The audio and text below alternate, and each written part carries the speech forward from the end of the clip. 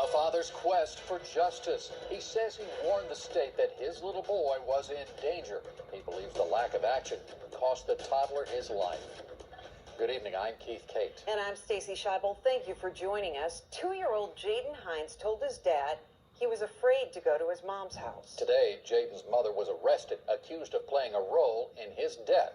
8 on your side investigator Masa Saidi is joining us from the Tampa News Center with more on this story tonight.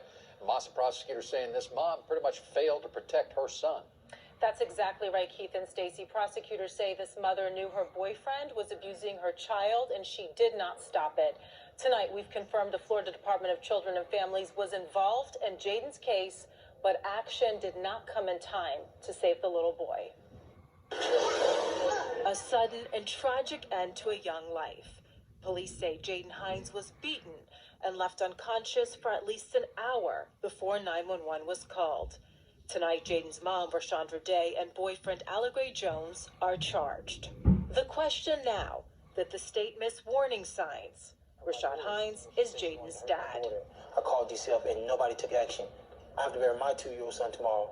And the pain and hurt that I feel knowing that these people had the power to change things. Rashad was worried about his son's safety. For months, he tried to change the existing custody agreement, keep Jaden full-time. He turned to the court, the judge, and the Florida Department of Children and Families.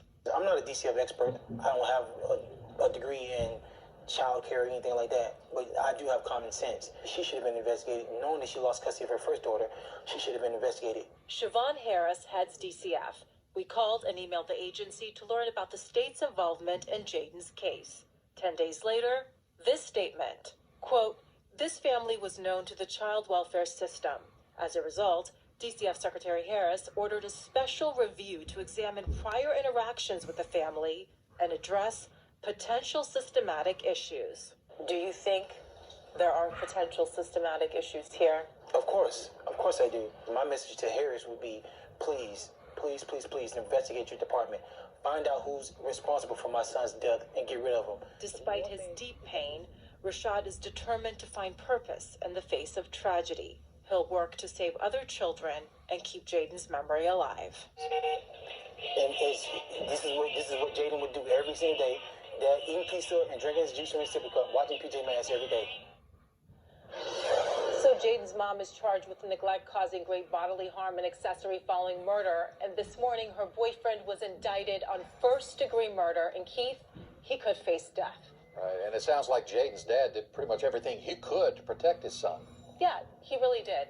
Rashad Hines did everything he could. There was an existing custody agreement in place, and legally, he couldn't break that order and just decide that he was going to keep Jaden. He would have gotten into a lot of trouble for that, Keith. Sad, thank you. Masa Saidi live at the Tampa News Center.